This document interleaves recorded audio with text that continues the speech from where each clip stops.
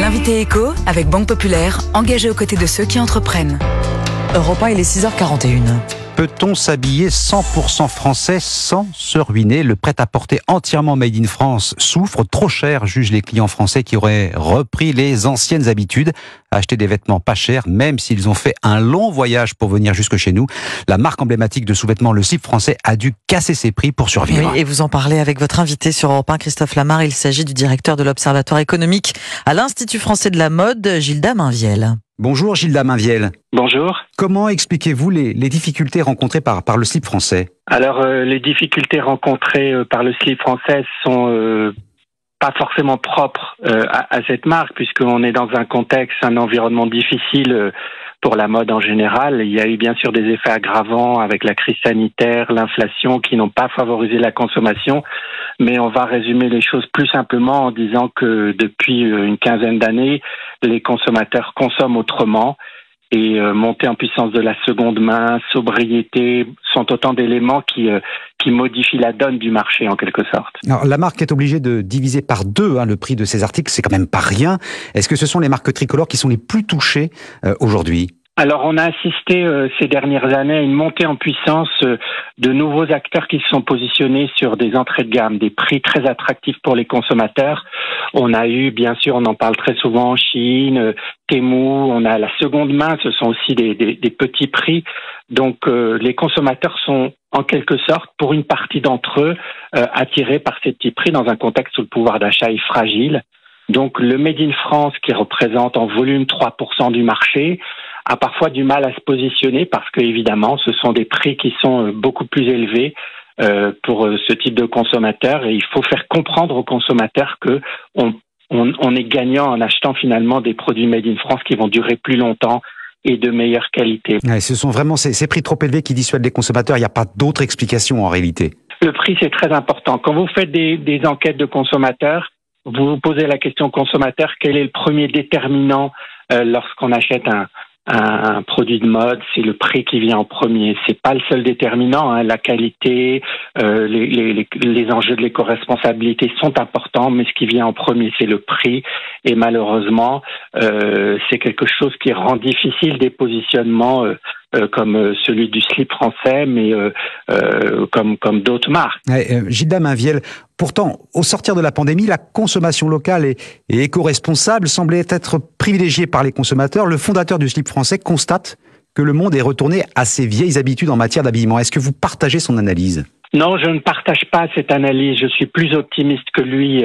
Je comprends son point de vue parce que lui, il est aux manettes et moi, je ne fais qu'observer. Donc, je le fais modestement, mais je pense qu'on a quand même des aspirations pour aller vers davantage de sobriété. Quand je dis on, ce sont les consommateurs, pour aller vers davantage de sobriété, des produits fabriqués dans des conditions sociales meilleures. Je pense que le drame du Rana Plaza en 2013 a marqué les consommateurs et je suis quand même finalement assez optimiste pour le futur. On va prendre un petit peu de champ. Je vais vous citer Burton, Koukaï, André ou encore Camailleuse. De nombreuses marques iconiques du prêt-à-porter ont mis la clé sous la porte ou sont en difficulté. C'est globalement tout le secteur de la moyenne gamme et du textile dans son ensemble qui est touché. Le milieu de gamme est effectivement en difficulté parce que il faut bien voir que, par exemple, on n'avait pas cité Camailleux, mais historiquement, c'était une enseigne très importante et quand Camailleux a fermé fin 2022, c'était un choc psychologique. Et quand on regarde les prix moyens, c'est très important de regarder que, par exemple, Camailleux était 3 fois plus cher que ce qu'on appelle aujourd'hui l'ultra fast fashion avec des acteurs comme Shein. Donc, vous voyez, vous avez un écart qui s'est amplifié entre les petits prix de Shein, de l'ultra fast fashion et aussi de Vinted, de la seconde main, c'est très accessible. Donc, on a finalement un milieu de gamme qui a du mal à trouver son public, aussi parce que on est dans un secteur où il y a une pléthore d'acteurs qui sont apparus. On a sans doute ouvert des points de vente de façon excessive dans les années 2000 et aujourd'hui vous avez une offre de mode, de vêtements qui est sans doute surdimensionnée par rapport à la demande, et ça c'est un élément important, ce qui n'était pas le cas dans les années 2000. Camailleux par exemple a eu évidemment des très belles années dans ces années-là. Mais aujourd'hui, on est un marché quasiment saturé avec des grosses cylindrées qui arrivent, avec des puissances commerciales, un marketing agressif, des tout petits prix.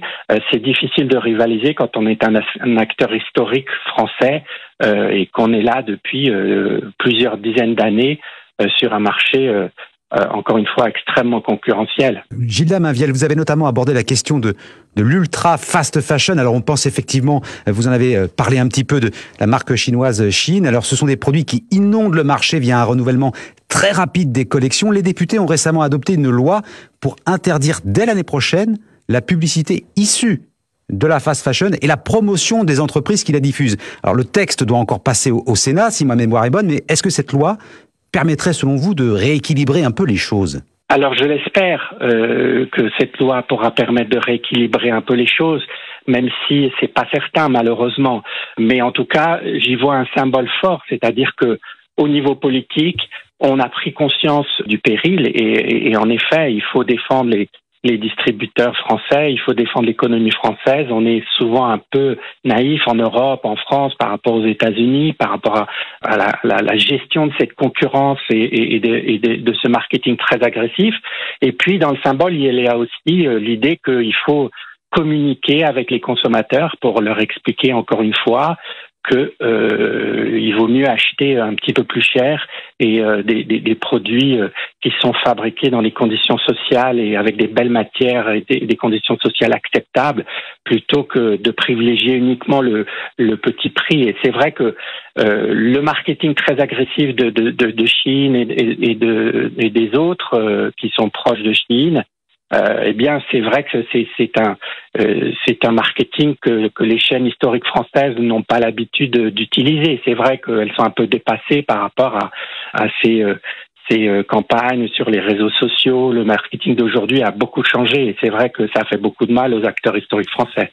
La balle est plus que jamais dans le camp des consommateurs. Merci Gilda Mainvielle, vous êtes directeur de l'Observatoire économique de l'Institut français de la mode. Bonne journée. Bonne journée. C'était l'invité éco avec Banque Populaire, engagé aux côtés de ceux qui entreprennent. Banque Populaire, partenaire premium de Paris 2024.